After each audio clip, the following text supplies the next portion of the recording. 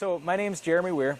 I am from Toledo, Ohio. That's where I went to school at the University of Toledo. I am formally educated as a chemical engineer. I quickly realized that chemical engineering is almost the way of the past, as it's geared toward. I learned how to distill and set up distillation columns to purify oil. And as a green thinking person, I did not see the sustainability in that, so I quickly shifted gears to a biology-based chemical engineering approach, because every single aspect of chemical engineering that I came to study, I quickly found the biological basis of that understanding, and that every single thing that you try to accomplish with a distillation column or a mass separator or diffusion calculation, it's all been solved by life. And I got intrigued by that, so I took more and more biology, more and more biochemistry. I'm very close to a biochemistry degree, just out of sheer interest. It wasn't even I never even sought it out. And biology, so I have a very high understanding of the biochemical pathways of microorganisms, of humans, anatomy and physiology. I was actually, I have a pre-med concentration, so I was going to go to medical school, but I decided against that once I fell in love with algae. And so I started working in a research group at the University of Toledo, and I managed the research lab there and worked there for 2 or 3 years until I got into I actually started a company that we sold equipment to process and grow algae, all sorts of algae. Typically the high-value nutraceutical algae, spirulina being one of them, Haematococcus, Nanochloropsis, Chlorella, Denaliella, Tetraselmis, Isochrysis, all sorts of algae. And and then I found these people in Florida that were looking for somebody to help them grow spirulina and take it from the small scale that they were currently at and upscale it. So since I've been here, we have tripled the production on their farm. We plan on doing that again about 4 times over, and we're really gonna keep up with the high demand for the product and take it to the next level. Sure, there are blue-green algae that are harvested in the wild, but that is not as safe as a commercially grown product. Like there's some people that harvest it out of lakes that you don't necessarily, there's not as high of a level of control that a lot of consumers really want in their product. So spirulina, because it's really commercially available, there's almost a certain level of ethics that has to be addressed with it in order for people to trust that it is a good product. And spirulina has a very good track record of being, at least the spirulina that we produce has a very good track record of being very healthy and non-contaminated. And I would not harvest it naturally. I would definitely really focus in on the farmed spirulina, because it's a really controlled environment, and control is key, especially in microorganisms. Control is key. Commercially, all over the world, India, China. China's a big producer, although they have their own set of issues. Southern California has a big spirulina farm. Taiwan, Vietnam. India is a huge producer of spirulina. As far as in the United States, really Southern California is the biggest producer, and they're actually one of the biggest worldwide producers. They have other farms over the world, but they're very similar to the one in Southern California. So the species that we grow here it's called Spirulina maximus. It's a species of algae that we actually procured in a very unique way that I won't get into at this time. But in comparison to the Spirulina platensis that most other commercial spirulina growers grow, the other strain is very small. I can show you it on the microscope. Ours is just it's 3 times as long on average and 3 times as wide. It's a very bold, healthy algae. It'll dominate the culture if it's placed in there, and it's got a lot more mass to it, a lot more meat to it, and it's a lot more bang for your buck. I guess meat to it shouldn't really be something I should say for a vegan video. It's got a lot more tofu on the chopping block. What's unique about the cell? It doesn't really have a cell wall. It's just a phospholipid bilayer. It doesn't have the cellulosic matter that other microalgae do. Now, not every microalgae has that, but spirulina, it's sensitive because of that. So the processing of the spirulina, we have to put it through special pumps. We have to use special filtering material just to be able to, so we don't make it, so we don't damage the product before it gets to the consumer. And that's the glorious part about the algae that's produced on this farm is it's harvested in whole. It's not spray dried like the big producers. When you spray dry it, the whole process they go through just absolutely shreds the algae. It destroys the cell, and then at the end you're left with this fragmented mash of material that really isn't. I would argue it's not really useful at all. Whereas when you eat the raw, or if you order too much of the raw and you have to freeze some of it, that's okay too. And so you eat it after it's been frozen. It's viable cells that you can wholly digest, and it'll intercalate into your system just as well as if you were to drink it right out of the pond. The biggest challenge in any algae growing operation, in my opinion, is the availability of fresh water. In China, that's where they have so many problems. That's why the spirulina that comes out of China is so looked down upon, is because of the contamination with heavy metals and things of that nature. You get that with a lot of the large commercialized operations. The water that they use is not as heavily controlled as it should be, and spirulina is like a sponge for heavy metals. So if it's in the water, if there's metals in the water, it's going to get concentrated in the spirulina. So the most important aspect of a spirulina farm is the water, and to equally important extent the nutrients that go into the spirulina. And here in southern Florida, we have access to some of the best algae growing water in the world. It comes from an artesian well that just it pumps water out of the ground. It's got a low salt content, but the salt that's in it they're all very useful to the algae. So it's very beneficial to have that. Now the weather is perfect in southern Florida. There was just a study that was released. I don't remember the group that released it, but there was a study that was released that said Florida is the best place to grow algae in the world.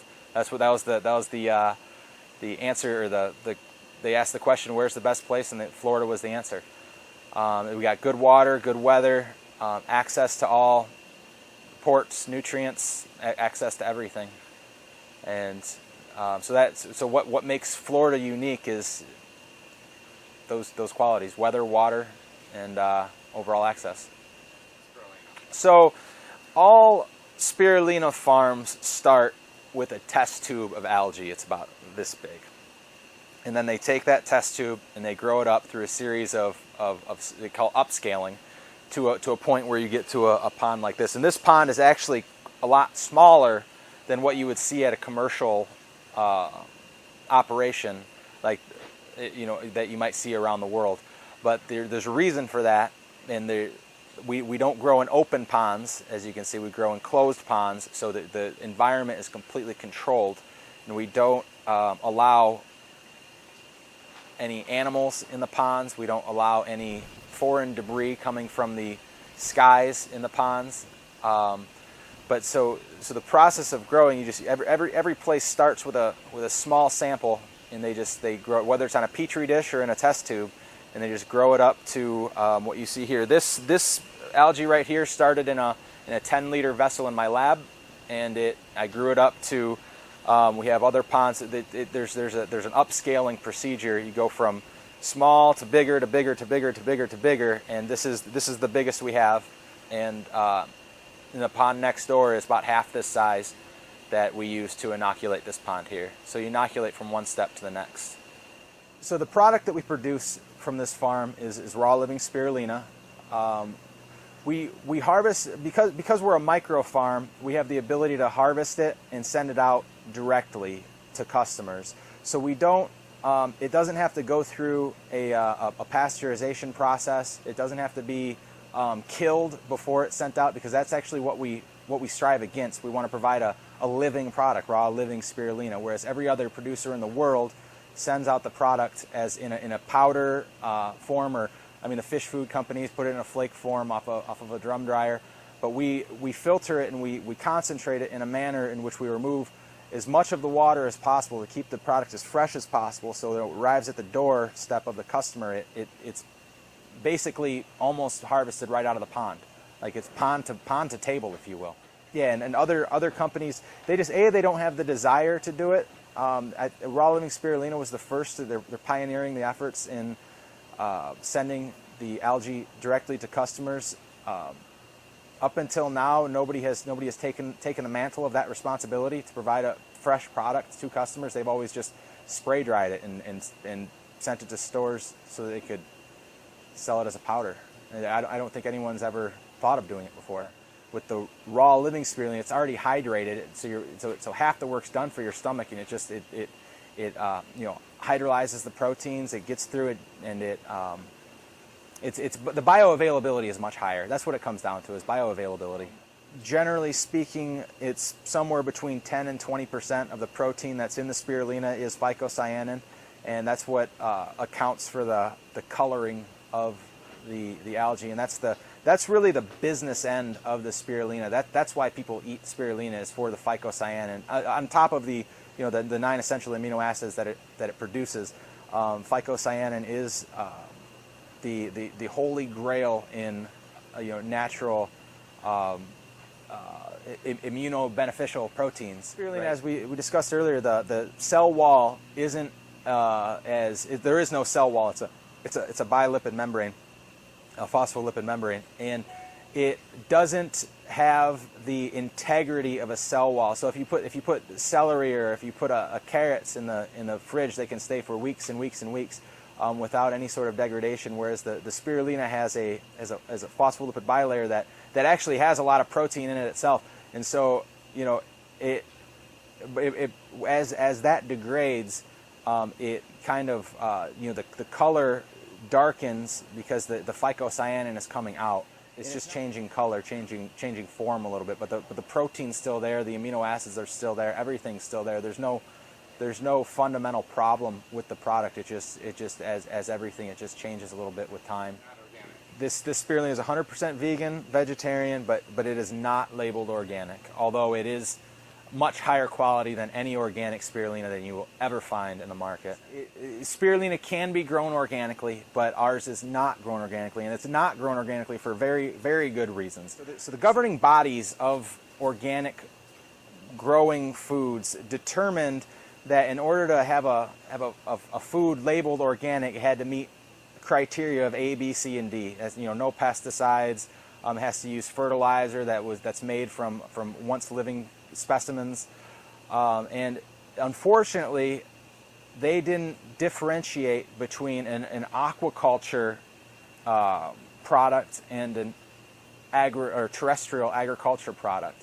And because spirulina falls under more of the aquaculture than agricultural, but since they're treated the same in the sanctioning bodies rules, our spirulina is not termed organic, but in order for it to be organic, you have to use a fertilizer that was once living, like an alfalfa meal or a soy meal or cow urine for your nitrogen source, or something like that. Urea. I say cow urine, I mean urea, but which is farmed from mammalian urine, and we simply we do not do that because in order to get the proper amount of nitrogen from a meal source, you have to use so much of that it fundamentally taints the product. It changes the taste, it changes the flavor profile, the palatability. In order to get rid of that, you have to cook it out. You have to spray dry, and then the protein that you're getting isn't necessarily from the spirulina. It's from all of the meal that it was grown on. So yes, it is spirulina, but it's not the quality spirulina that the people at Raw Living Spirulina have come to enjoy. So we use food grade ingredients to ensure the highest quality product is available to our customers.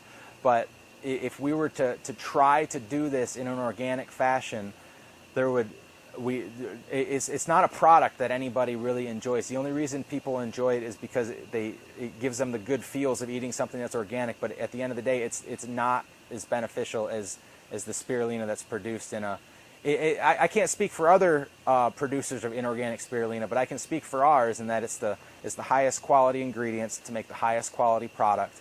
And I've never had a complaint about the product. The typical carbon source for spirulina is sodium bicarbonate. The typical nitrogen source, it's either some sort of ammonia or some sort of nitrate. We use nitrates. We use Chilean mine potassium nitrate. And then you have your phosphate source. Some people use phosphoric acid. Some people use diammonium phosphate. Some people use monoammonium phosphate. And you have to screen those phosphate sources, because that's actually where some heavy metals can get in. So you have to be very careful with those, which we are. And then you have your trace minerals that everybody needs to consume, and chelated iron. You got your cobalt, molybdenum, manganese. You have all of your trace minerals that you use.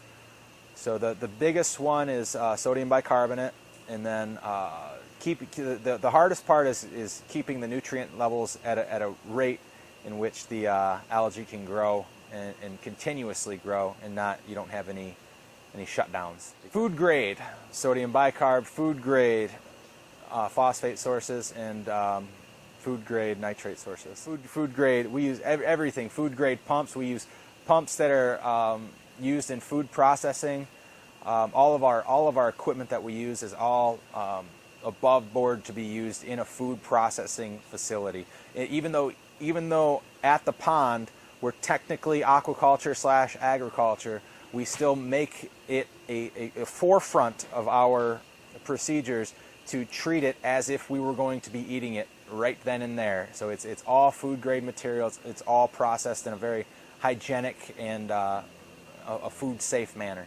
Yeah. You can see the pond is very clean. The liner that we use, it's a containment liner, food grade, FDA certified containment liner that allows nothing to get in other than what we put in there. The paddle wheel stirs the algae. So a lot of people do. There's a couple different ways you can do the harvesting process. We choose to continuously stir because we want to have a very consistent product. There's other people that turn the paddle wheels off and just kind of skim the cream off the top, and that's a viable way to do it. I don't think it gives as consistent of a product. So the paddle wheel stirs it mixes everything. It mixes the nutrients and it mixes the algae. So it gives the algae that's towards the bottom some sun time, and it gives the algae at the top a break and pushes it down below. So there are some people out there that say that spirulina contains neurotoxins, a BMAA, and though that's more of a product of the family of cyanobacteria that produce the BMAA, but it only produces it under conditions of stress, of high stress conditions, and it produces a toxin for its environment. Our spirulina here is not stressed. We keep it very happy. Nitrogen depletion is a common factor in the production of the BMAA, and we simply don't have that problem here. We monitor our nutrients very closely so they don't ever get into a depleted fashion. So we make sure to keep our nutrient levels up so that doesn't happen. So the only reason an algae will create an environment in which it wants to destroy things around it is if it feels threatened in a situation. It's like we as humans don't lash out unless we feel threatened, and that algae and microorganisms are the same way. So if we keep it unialgal, there's no predators in there. It's fat and happy. There's no reason for it to create any of these compounds that are kind of found in very, very small amount of studies of algae that's been harvested in the wild. But for the most part, that's not a problem with spirulina. Not with the spirulina that we produce. We've never seen that. We routinely send our algae away for testing, and if it, it's never come back with any of those contaminants in it, with any of those toxins in it. But if it were, we'd quarantine and we'd flush it out and fix it. But we've never had that problem. I don't anticipate we'll ever have that problem, and it's unfortunate that there's bad information out there, because it really hinders the health and well-being of a lot of people. Yep. So every day we take samples from the water. We test the nutrition levels. Look under the microscope for any contaminants. We look for any bacteria that might be present. We look for predators, harmful predators. We constantly monitor the pH and the temperature, and we have every day. The algae doesn't take a break on the weekends. Neither do we. It doesn't take a holiday. Sometimes we take holidays, but we make sure we're staffed so that we can take care of all of that stuff. And the number one thing is the health of the algae here, and we make sure that every day we check every pond and make sure that everything is copacetic. And if it's not, we fix it. But we haven't really been in a situation where it's not, because we take such good care of it. So we haven't had any huge problems since I've taken over here, and I don't anticipate we ever will. The algae that comes from raw living spirulina is locally grown in Florida, delivered to your door very shortly after it's been harvested, and it's a USA produced product, generally recognized as safe, and it's the highest quality complete protein that you can get.